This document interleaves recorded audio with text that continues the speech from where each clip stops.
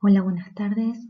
Vamos a continuar entonces con estos encuentros virtuales que estamos teniendo para avanzar un poquito más en el cronograma de la materia de criminología. Hoy vamos a abordar la temática que nos brindan las palabras de los sociólogos, la segunda parte. Ustedes ya tuvieron una primera aproximación acerca de la temática fundamentalmente de los sociólogos europeos en el anterior encuentro virtual y vamos a pasar a la segunda diapositiva que nos va a mostrar los temas más importantes conforme están indicados en el cronograma que ustedes tienen y algunas de las bibliografías sugeridas, entre otras que tienen ahí está La palabra de los muertos de Eugenio Zaffaroni.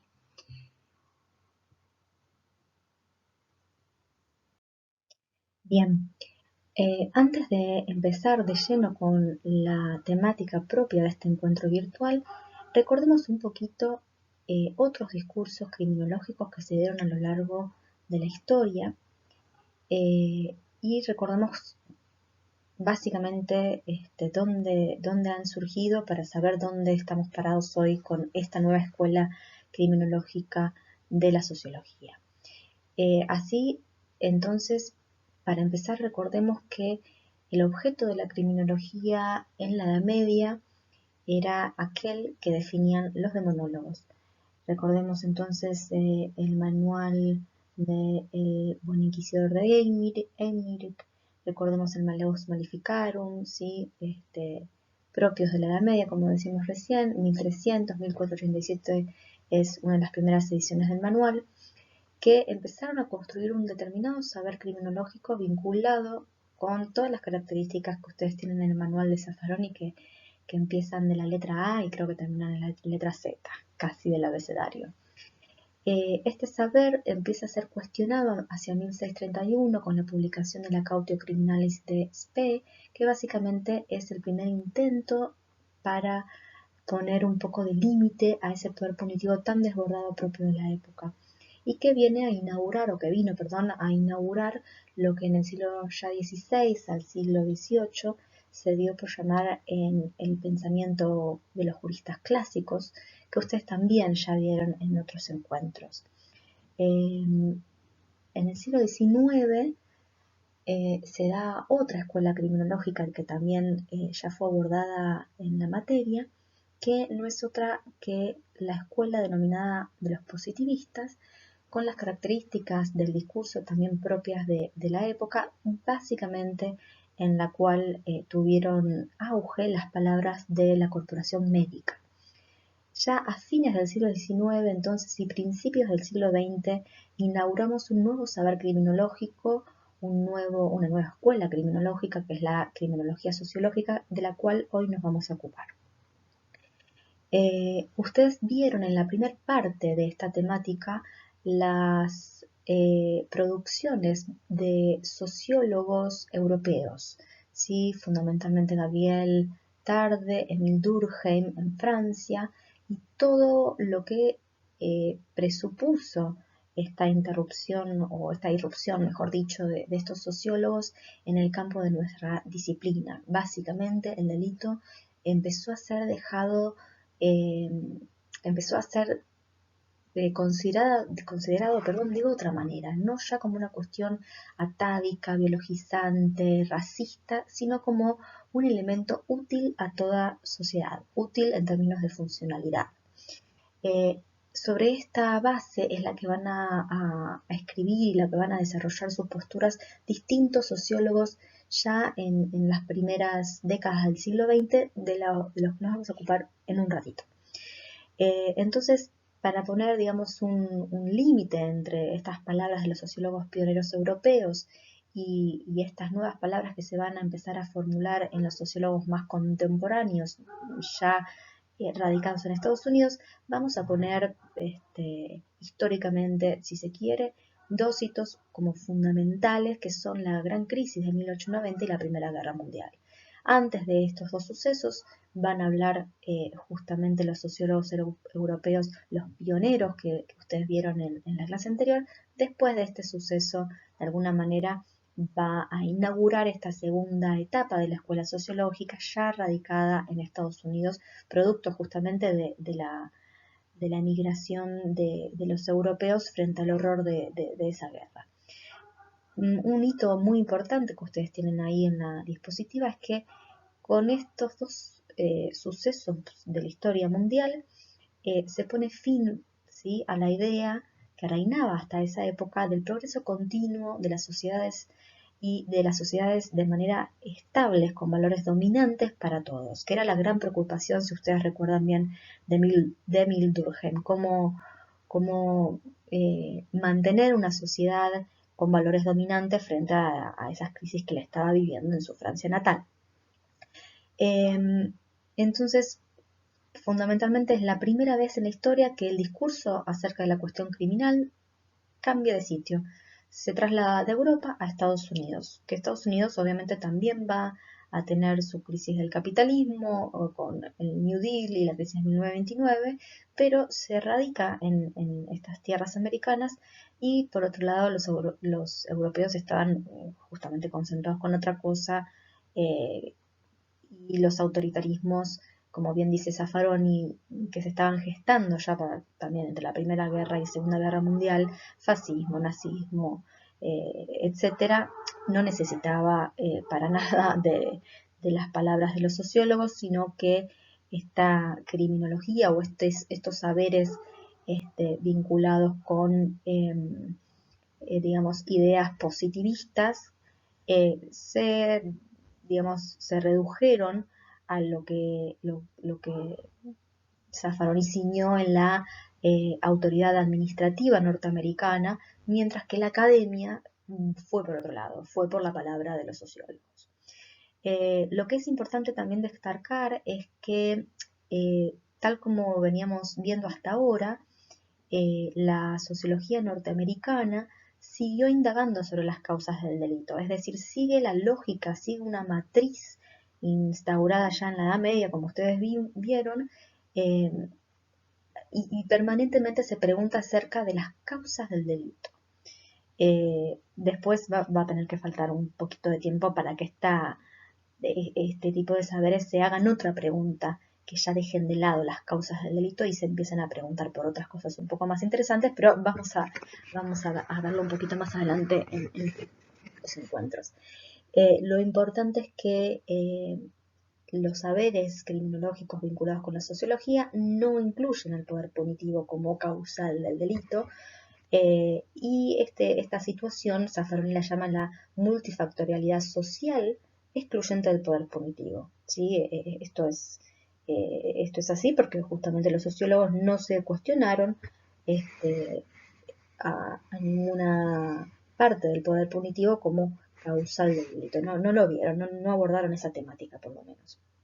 Los temas más importantes de esta escuela criminológica entonces van a ser, a grosso modo y a modo de introducción, los que ustedes tienen ahí: la inmigración, la desorganización social, la posible solución a través del urbanismo que postulaban algunos de los integrantes de esta gran escuela sociológica, el aprendizaje, las diferencias en los procesos culturales, la subcultura y la anomia. Ya los vamos a ver particularmente cuando vemos cada uno de los autores que integran esta gran escuela sociológica con todas las vertientes que ha tenido.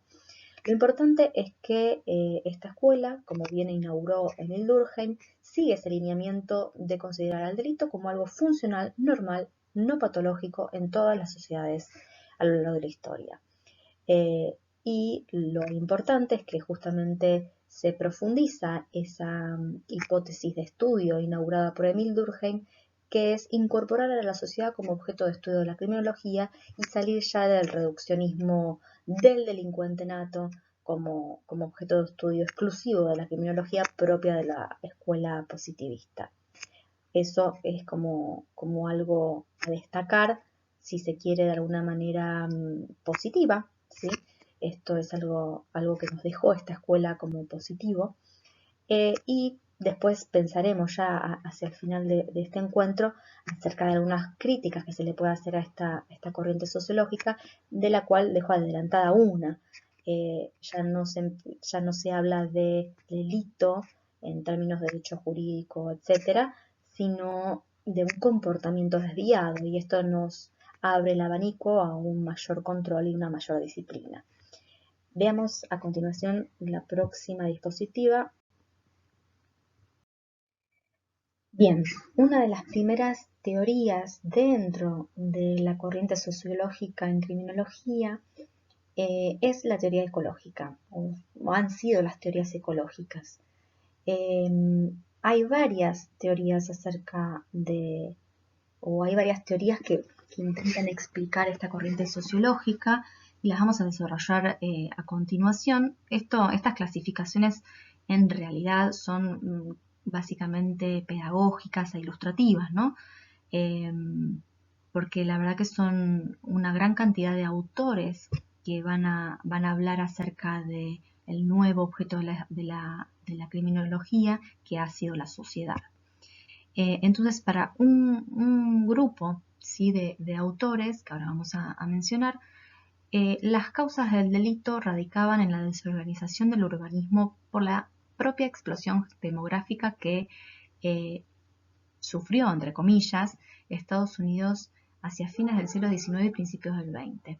Hay muchas estadísticas y muchos números que realmente son ilustrativos, pero me parece relevante mencionarles que, más allá de que pueda haber alguna diferencia parcial en la bibliografía que ustedes tienen, Zaffaroni sigue una estadística de la cual nos cuenta que Chicago pasó de 4.000 habitantes en 1840, cerca de su fundación, a 3,5 millones de habitantes en 1930. Esta explosión de distintos inmigrantes, de distintos orígenes, con distintos valores, en una ciudad que había sido creada y había sido muy chiquita, determinó obviamente innumerables cantidades de cambios, ya sea desde los valores de cada uno de esos inmigrantes hacia la forma de delinquir que ha sido estudiada por estos autores. Y esta es la temática que empieza a inquietar a los primeros autores de la sociología norteamericana, que, como les decía recién, se enarbolan de alguna manera en lo que se ha denominado las teorías ecológicas. Y así ustedes van a ver que todos estos autores tienen una idea subyacente, que es que la prevención del delito, si el delito es una desorganización social, si el delito es una desorganización de la ciudad que creció de ninguna manera planificada y creció justamente con las olas inmigratorias, entonces el delito se soluciona con planes para desarrollar prolijamente la ciudad, ¿sí?, con ideas de urbanismo. Digo esto y pienso en la ciudad de La Plata, toda perfectita, con sus esquinas y sus calles y sus números. Esta era la idea subyacente en todos estos autores, y van a ver que estos autores, en definitiva, como dice Zaffaroni, tienen, digamos, la buena idea, por suerte, de tener alguna idea progresista acerca de la cuestión criminal y el delito, y seguir profundizando ese giro antirracista que se dio a partir de Emile Durkheim, como ustedes vieron en la clase anterior. Uno de los autores que integran estas teorías ecológicas fue Kuldey, de los cuales nos tienen que quedar, si se quiere, dos conceptos marcados de este autor, ¿sí? Más allá que Zaffaroni en su manual va a decir, bueno, es un progresista bastante naif, que en definitiva tenía, digamos, su corazoncito en la cuestión rural y quería conservar esos valores propios de antaño para él, a los cuales recordaba con cierta nostalgia. Lo interesante de este autor, que nos va a introducir dos conceptos o dos ideas que venimos de alguna manera aplicando, si se quiere, hasta la actualidad de alguna manera, ¿no? Y estos conceptos son dos. Uno, la división en grupos primarios y secundarios de las personas. Los grupos primarios son fundamentalmente la familia, y se da una relación personalizada entre los integrantes, y los grupos secundarios son la burocracia, en la cual se establece una relación institucionalizada con los integrantes. Este tipo de grupos es a los que nos vamos a referir cuando hablamos acerca de la cuestión criminal, ¿verdad? Piensen en una persona que delinque y que ingresa en la institución jurídico-penal y atraviesa a lo largo de una determinada cantidad de años distintos aspectos de este tipo de burocracia y de relación institucionalizada. Y por otro lado, otra de las ideas interesantes que nos aportó este autor, Cooley, son la división entre roles maestros y roles subordinados. Los roles maestros, como bien ejemplificó este autor, eran roles que justamente tenían como una preponderancia por sobre otros roles de la misma persona. El juez es juez en casi todos los ámbitos de la vida, decía el autor, ¿no? El sacerdote es sacerdote en todos sus ámbitos de la vida y todos los ámbitos propios de ese juez o de ese sacerdote de alguna manera quedan como opacados por ese rol maestro. Mientras que los roles subordinados eran más flexibles de alguna manera, ¿sí? Esto nos lleva a pensar justamente en la cuestión criminal, si la cuestión criminal, el mote de delito, el mote del delincuente, es un rol maestro o un rol subordinado. Acá tómense el tiempo para pensarlo, pero van a ver que la palabra delincuente, con toda esa carga negativa que eso influye, se ha dicho que es un rol maestro que determina a la persona, digamos, casi a futuro, y no hay ninguna otra relación que esa persona pueda establecer. Siempre se lo termina etiquetando como un delincuente y no como un padre, no como un trabajador, no como un hijo. Y el mote más importante que guía toda su vida va a ser ese. Entonces estas son las dos ideas más básicas que ustedes van a poder observar ahí en el manual de este autor. Y otro de las vertientes que van a poder abordar un poquito más adelante es la Escuela de Chicago, ¿sí? que fue inaugurada por William Thomas, que permaneció siendo el director de esta escuela hasta que un conflicto amoroso de polleras lo dejó afuera de esa sociedad algo pacata. Se metió con una mujer casada y lo echaron básicamente. Pero bueno, más allá de este dato de color, de chismerío criminológico, lo cierto es que este autor fue muy importante en esta escuela de Chicago.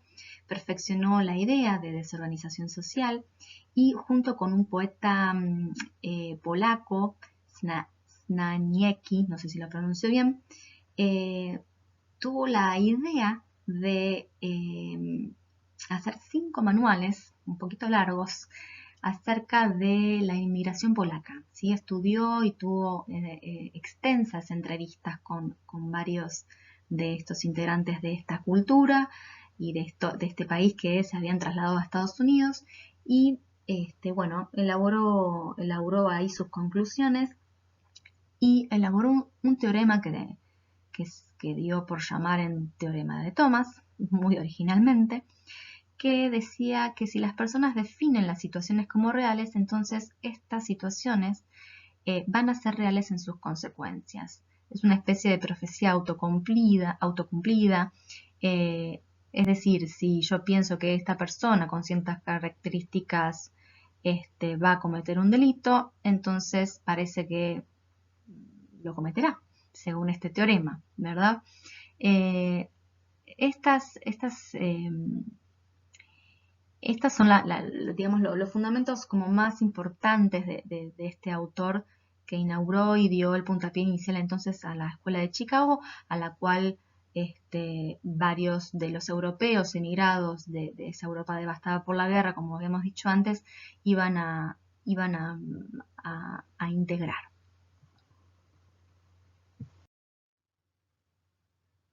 Bien, otro de los autores que integraban esta escuela ecológica eran dos, eran Park y Burgess, que también estudiaron a la ciudad como objeto de estudio. Park había sido periodista, entrevistaba a todos los ciudadanos y tenía como muy buen conocimiento acerca de los distintos barrios de la ciudad, y me parece bastante paradigmático que estos dos autores estudien justamente la ciudad teniendo los apellidos que tienen, ¿no? Park, parque, y Burgues, Burgos, ciudad. Bueno, como algo determinado a hacer lo que hicieron casi.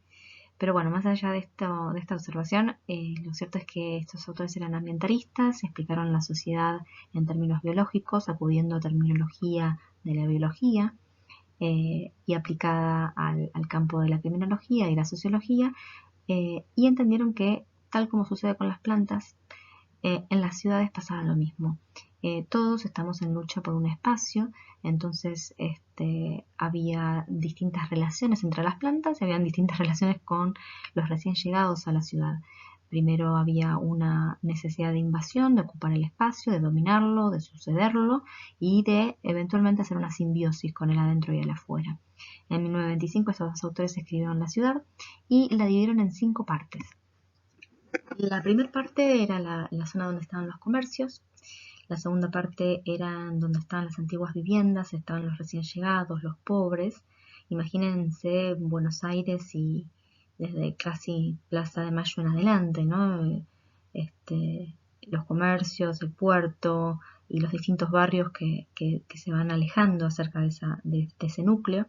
Y la zona 3 estaba conformada entonces por los trabajadores que podían haber ascendido socialmente, ¿sí? Para estos autores, de la zona 2 a la zona 3. La zona 4 y la zona 5 ya estaban en los barrios residenciales y los suburbios. Ahí hay un dibujito, un redondelito con distintos anillos que eran la forma que ellos habían dibujado a la ciudad y a partir de la zona 1 en el centro, ¿no? Y ahí se van alejando estos anillos con las distintas características de cada barrio.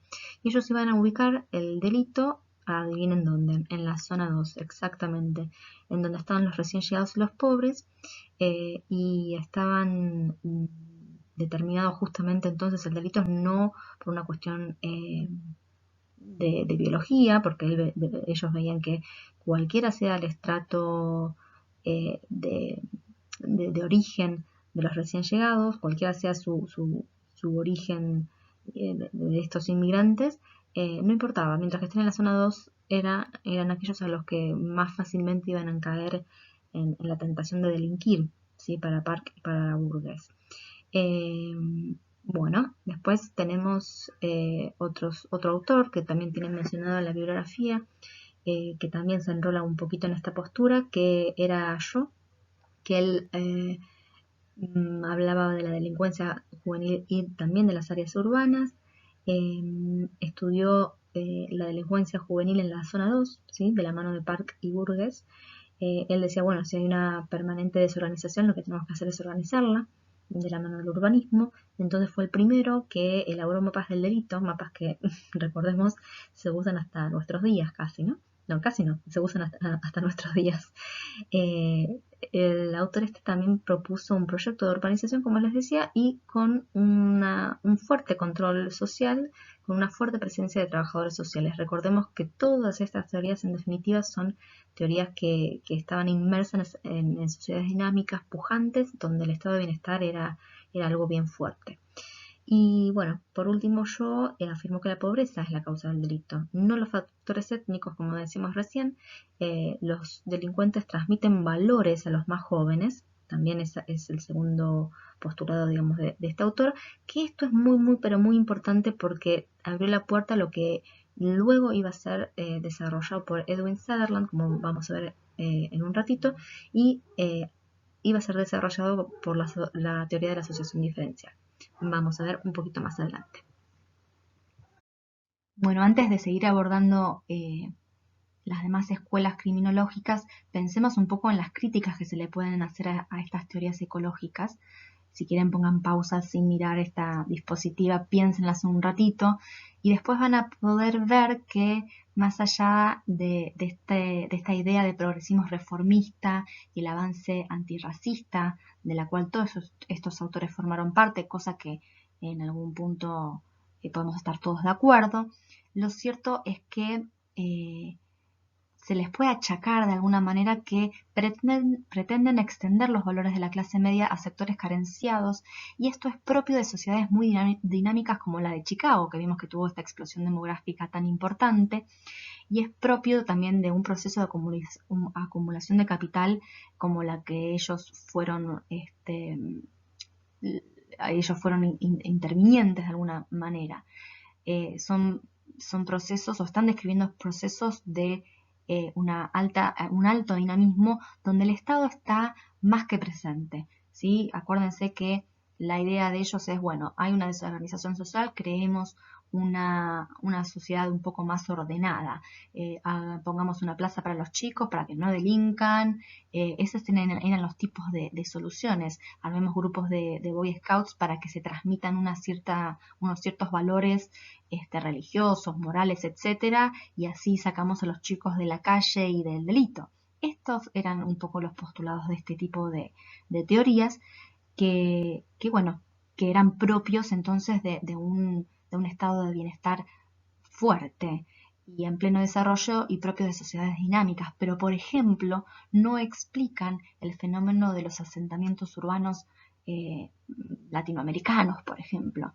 Cómo puede ser que la teoría indique que hay un avance continuo de zona 1 a zona 2, de zona 2 a zona 3, etcétera, como una ideal progresista al infinito, pero por otro lado nosotros tengamos estos asentamientos urbanos que no parecen seguir esta lógica de la cual daban cuenta los autores de la teoría ecológica. Entonces, bueno, esto es una observación crítica que, por ejemplo, le hace Zaffaroni en su manual, ¿no? De alguna manera tampoco él le achaga que los estudios sobre la delincuencia juvenil no toman en cuenta los barrios vulnerables a la criminalización. No es lo mismo un chico que comete algún delito con los rasgos del estereotipo reinante de un barrio determinado que es catalogado entre muchas comillas como peligroso, a un chico que comete tal vez el mismo hecho delictivo en otro tipo de barrio. Bien. Entonces, en definitiva, la crítica más grande que se le hace a este tipo de teorías es que emparentan una vez más a la pobreza como causa del delito. Y esto, como vemos o vamos a ver más adelante, no es tan así, ¿sí? Así que estas son algunas observaciones que nos permiten pensar acerca de la verdadera utilidad de estas teorías. Pasemos a la próxima. Bien, la segunda teoría dentro de la escuela sociológica es la denominada teoría de la asociación diferencial. Y acá los autores que se enarbolan en esta postura lo que van a ver es que el delito es la consecuencia de procesos culturales diferenciales. Eso es lo que va a determinar, esa es la verdadera causa para ellos del delito, y no cómo está organizada la sociedad, en qué zona vivo yo o en qué zona me muevo, ¿sí? Como los anteriores autores ecológicos. Acá uno de las formulaciones más interesantes la dio Edwin Sutherland, que va a escribir varias cosas. En 1937 El ladrón profesional, teniendo muchas entrevistas con un ladrón profesional o varios ladrones profesionales, y después va a escribir un famoso tratado de criminología en 1939 que ha tenido muchas publicaciones, que después les voy a contar algunos chismes acerca de ese manual. Lo importante es que él no veía una desorganización social como los autores ecológicos, sino una asociación diferente. Por eso de ahí el nombre de la teoría de asociación diferencial.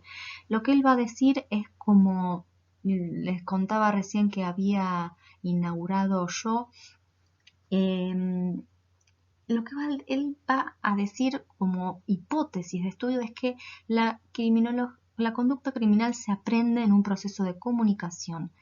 Es decir, cualquiera puede ser delincuente. Ya no tengo que tener unos rasgos determinados, ya no tengo que vivir en un barrio determinado, sino que tan solo tengo que aprender a cometer un crimen. ¿Cómo es esto? Bueno, el proceso de comunicación, según Sutherland, se da por definiciones favorables, es decir, cuanto más me junto con personas que me dicen cometer un delito, que eso está buenísimo, tengo más chances de cometerlo. Y él va a priorizar las relaciones personales por sobre las institucionales o las sociales. ¿Sí? Y recuerden acá un poquito que esta idea resuena un poquito con lo que ya había anticipado Gabriel Tarde en la clase anterior y las leyes de imitación. Él básicamente va a decir, bueno, va a decir algo muy parecido. Es como que abrió la puerta para este desarrollo posterior de Edwin Sutherland. Él va a decir justamente que el delito se aprende y el delito se imita. Y hay unas reglas de transmisión de valores en las cuales, por ejemplo, la moda más nueva suplanta a la más vieja, la persona que está en un estrato social inferior copia al más alto, al que está en un estrato más alto. Entonces, que no es necesario tener unas determinadas características físicas, como decían los positivistas, sino que yo imitando puedo aprender a delinquir. Entonces, para Sutherland, según su lógica, el exceso de contactos favorables en el sentido pro delito va a determinar la causa del delito. Las observaciones críticas que se le hacen a esta teoría justamente es que no deja de ser otra forma de determinismo, un poquito más solapado, pero determinismo al fin, que no va a explicar el delito espontáneo, que no va a explicar cuál es el verdadero límite del exceso. El exceso es algo como bastante subjetivo. Bueno, ¿cuántos contactos favorables tengo que tener yo para decidirme a delinquir? 1, 2, 20, no está claro. Otra de las temáticas que un poquito habías adelantado antes es que la teoría esta privilegia de alguna manera las relaciones personales. Bueno, yo me junto con mis amigos que delinquen y entonces voy a tener un exceso de contactos favorables, entonces voy a delinquir, pero minimiza los efectos de la comunicación masiva. No todos los que delinquen han estado en contacto con definiciones favorables al delito. Esto está más que claro. Estas son algunas observaciones un poquito críticas que se le hicieron. Y después el chusmerío criminológico que les contaba es que lo más importante que hizo Edwin Sutherland es el libro de 1949 y sus posteriores ediciones que se modificaron, que se llamó, seguramente lo han escuchado, El delito de cuello blanco. Cuello blanco justamente porque eran las personas que tenían una camisita con un cuellito blanco que no se ensuciaban las manos, es decir, las personas de una clase social bastante más pudientes que las que digamos, originaban el delito según toda esta criminología que estamos viendo. Y por primera vez en la historia el delito, va a decir Sutherland, atraviesa todas las capas sociales. Es decir, a las altas también. Él se centró en este tipo de delitos en los cometidos en las grandes corporaciones, en las grandes empresas, en los políticos, que justamente en vez de hablar de delitos, muchas veces ni siquiera eran considerados delitos, sino que eran considerados negocios para estos empresarios barra delincuentes, pero de cuello blanco, decía Sutherland.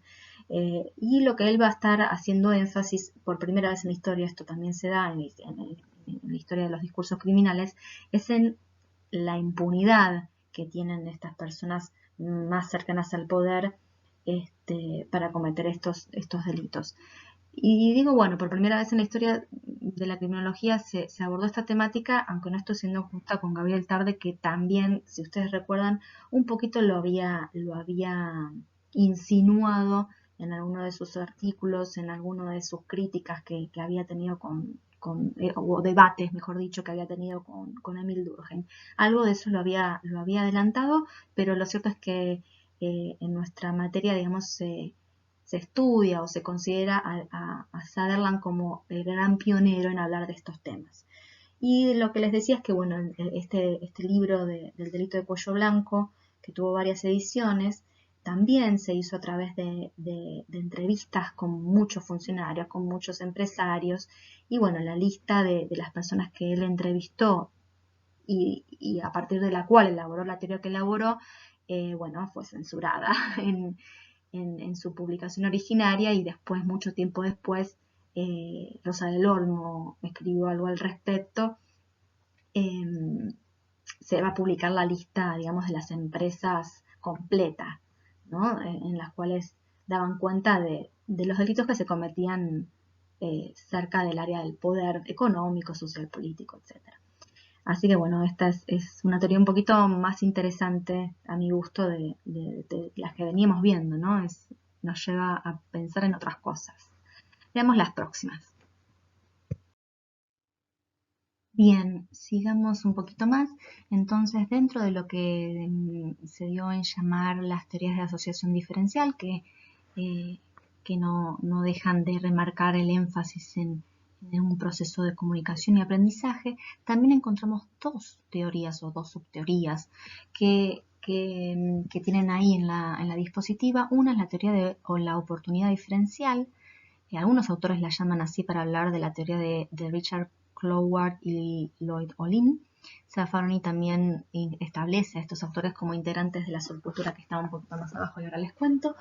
Lo cierto es que estos dos autores, a diferencia de lo que hacía Sutherland de privilegiar las relaciones personales, es decir, yo me junto con grupos que están a favor de que yo cometa un delito, o que ellos mismos cometen un delito, entonces yo voy a cometer un delito.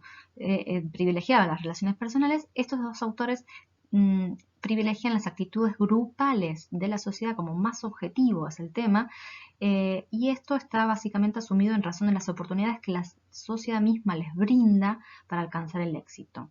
Esto también da lugar a las subculturas. Estos autores de alguna manera van a tratar de unir una teoría de la anomia, que vamos a ver a la brevedad, de Merton, la escuela ecológica, que ya la vimos, y las teorías de asociación diferencial. Son como un mix de todos, un poquito de estos postulados de todos estos autores. Lo importante para estos autores es que no todos tienen la oportunidad de delinquir. Que yo me junte con gente que tenga ideas positivas acerca del delito no quiere decir que yo lo cometa.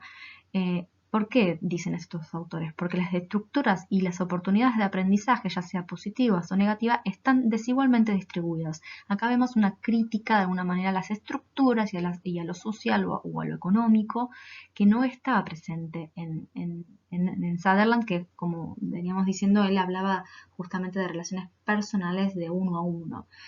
Y así damos pie a lo que otro autor, que fue Stanley Cohen, que ustedes tienen también en la bibliografía, va a describir el proceso de aprendizaje de tres arquetipos que él va a tomar, que son el chico de la universidad, el chico de la esquina y el chico delincuente.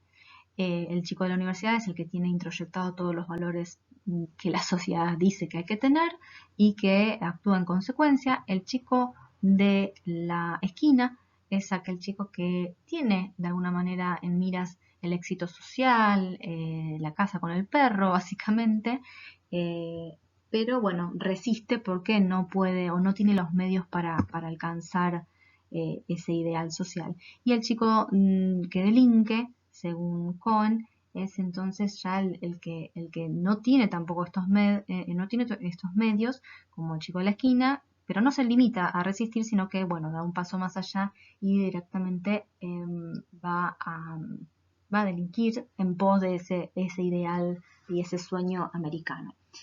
Lo que va a decir Cohen es que los chicos de las clases carenciadas, que introyectan valores de la clase media y se frustran, generan una subcultura negativa y reactiva, que es algo ya grupal y no individual, como veníamos viendo hasta ahora en los autores anteriores.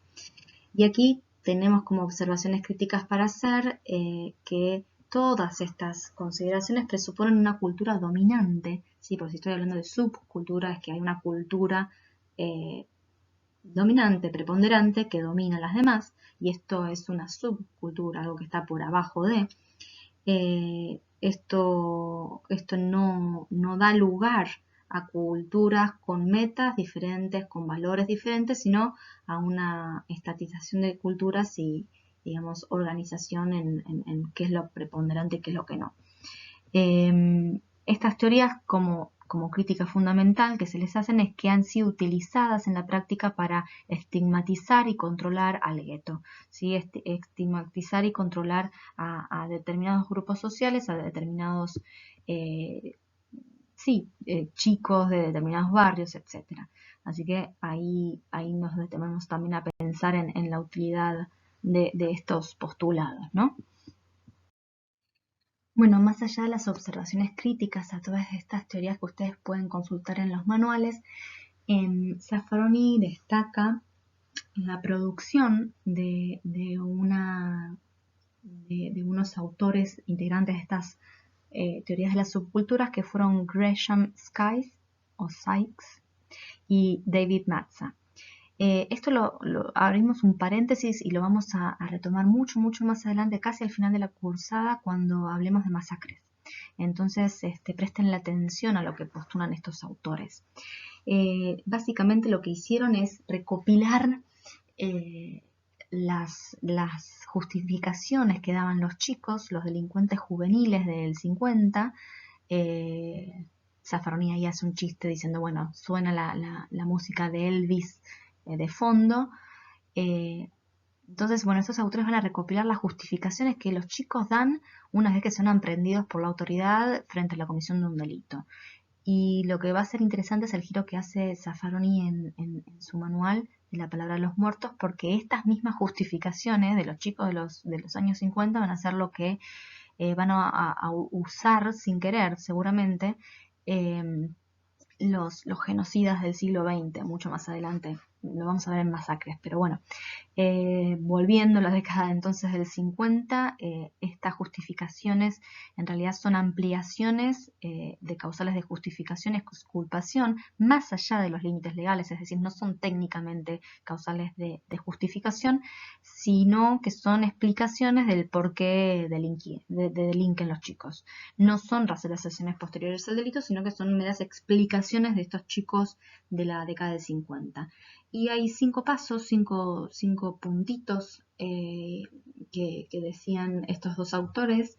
Y la primera es negación de la propia responsabilidad. Bueno, en realidad fueron las circunstancias, yo no quería delinquir, pero fue mi familia, la sociedad que me impulsó. Piensen en un chico de vuelta de 1950 y piensen en un masacrador, básicamente, ¿no? Y van a ver que se pueden acordar de varios ejemplos. La segunda técnica de neutralización es la negación del daño. Yo no lastimé a nadie, la víctima tiene mucho más dinero que yo, no fue tan grave, la víctima me había ofendido, cualquiera de este tipo de justificaciones entre comillas. La negación de la propia víctima, negarle la calidad de víctima, la calidad de un otro, la calidad de persona, de ser humano.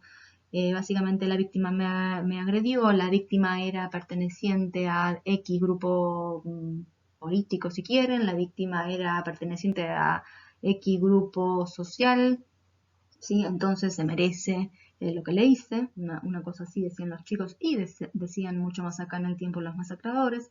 La cuarta de estas técnicas de neutralización es la condenación de los condenadores, es decir, los maestros, decían los chicos del 50, son parciales, me tienen de punto, me condenan a mí, pero tal otro hace tal otra cosa. La policía es corrupta, el juez que condena al que hace mal las cosas es tal o cual cosa. Los jueces son todos unos hipócritas, etc. Y la última de estas técnicas es la apelación de las lealtades superiores, y esta es muy interesante. Dice el chico del 50, bueno, no podía dejar solo a mis compañeros, si roba fulanito, robo yo, porque somos todo un gran grupo, no podía fallarle a mi amigo, tenía que hacerle la gamba. Bueno, mucho más acá en el tiempo van a decir los masacradores, bueno, tenemos que defender la sociedad occidental y cristiana, por ejemplo. Bueno, no les quiero adelantar, pero es interesante este desarrollo, más que nada a futuro, a partir de la idea que va a tener él, Zaffaroni, ¿sí? Así que es fácil y hay que prestarle atención nada más. Veamos la próxima. Bien, y uno de los autores más interesantes dentro de esta corriente sociológica, sin duda, fue Robert Merton, que integró lo que se llamó las teorías funcionalistas sistémicas. Fue un funcionalista sistémico moderado. Ustedes pueden consultar seguramente en la unidad número 9, que se van a dividir los teóricos funcionalistas sistémicos y los teóricos conflictivistas, que vamos a ver al final de esta charla. Robert Merton fue uno de los más interesantes porque fue el que, con todas las palabras, se alejó, si se quiere, un pasito más de lo que venía diciendo Sutherland y hizo una crítica a la estructura social. No encontró las causales del delito en unas relaciones personales, sino en la falta de medios lícitos, que son obviamente limitados, para acceder a las metas de la persona. Son la verdadera causa del delito para él.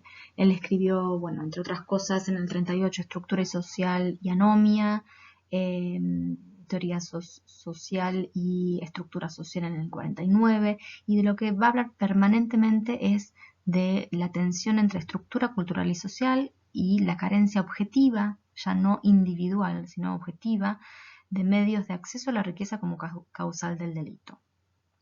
Este es el énfasis que va a poner este autor y que realmente es bastante interesante.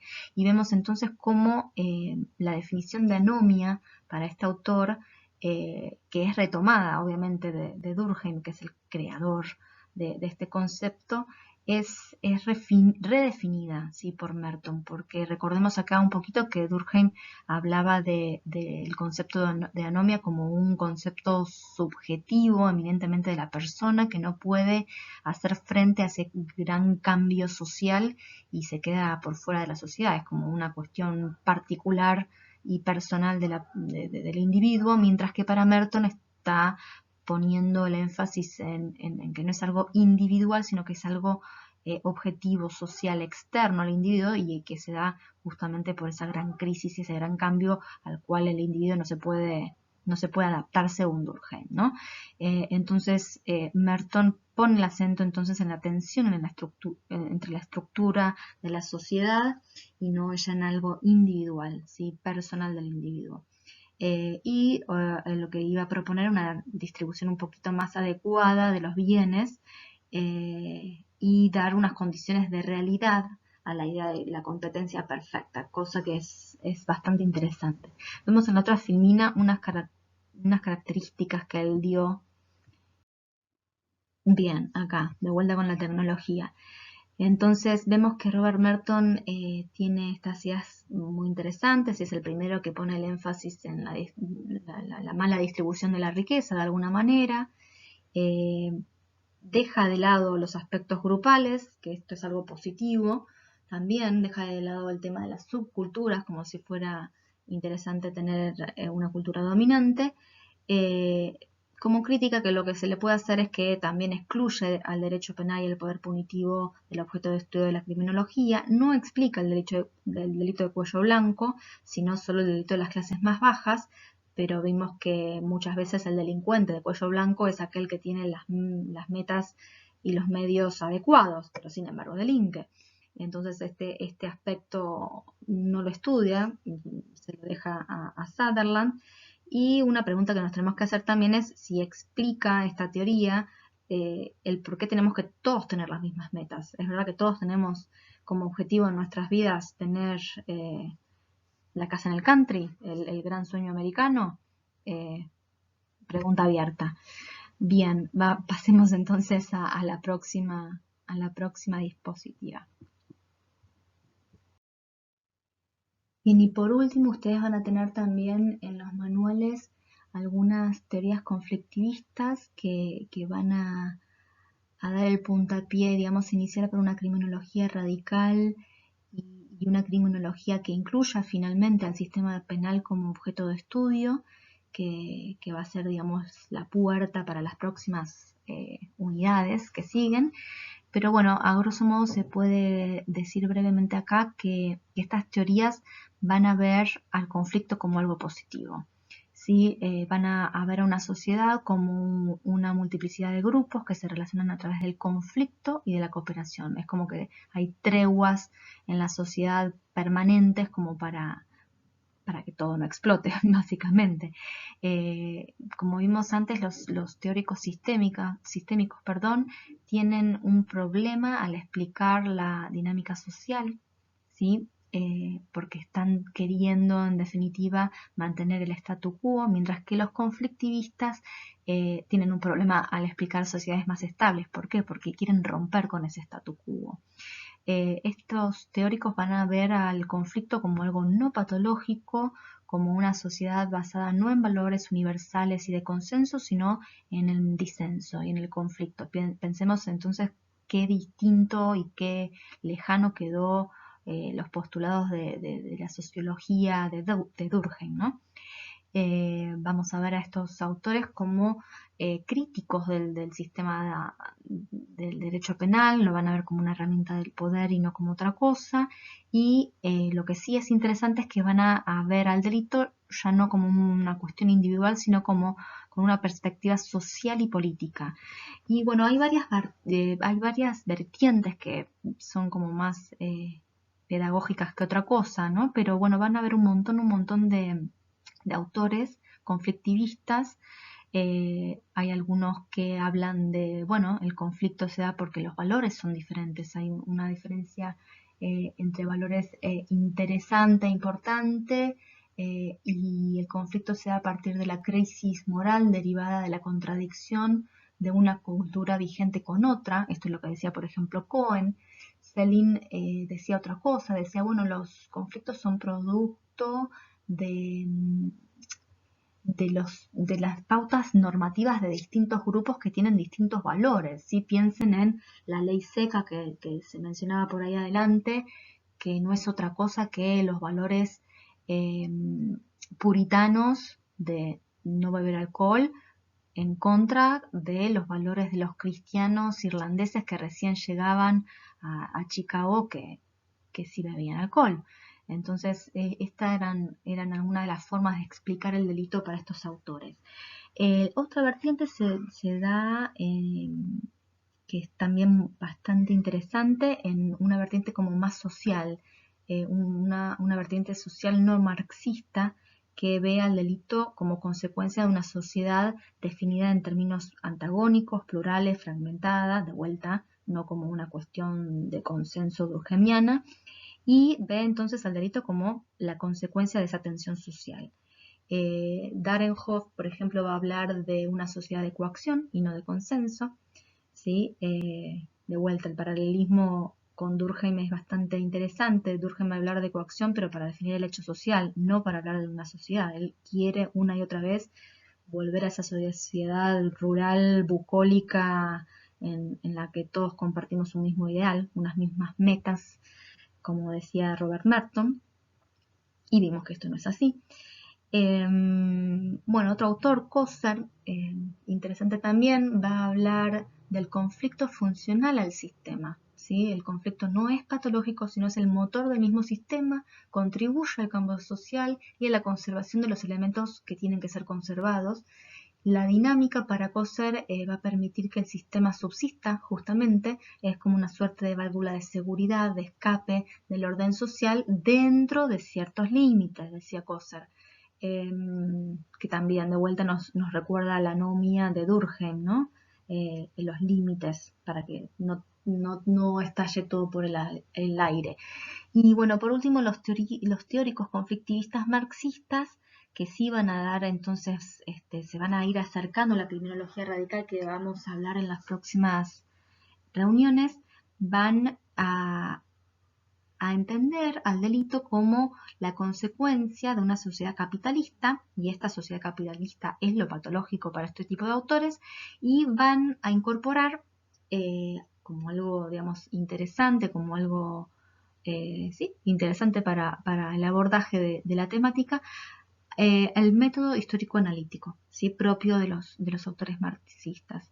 Hay una tendencia de este tipo de autores a una crítica macro, ¿sí? Hacia una reforma social completa, pero no estudian las causas de la distribución del poder, ¿sí? En algún punto. Entonces, hay disensos, dicen algunos autores, respecto de que de esos conflictos se puedan encauzar o no de manera institucional, para no romper el statu quo, ¿no? Los que están más a favor de eso van a decir que sí, los que están no tan convencidos van a decir que no.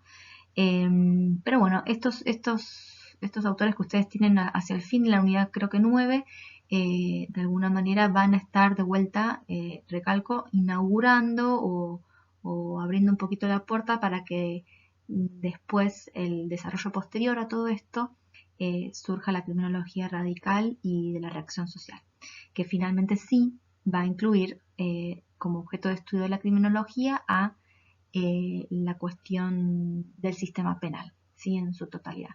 Bueno, eso creo que fue todo por hoy del cronograma y un poquito más. Cualquier cosa me pueden escribir acá.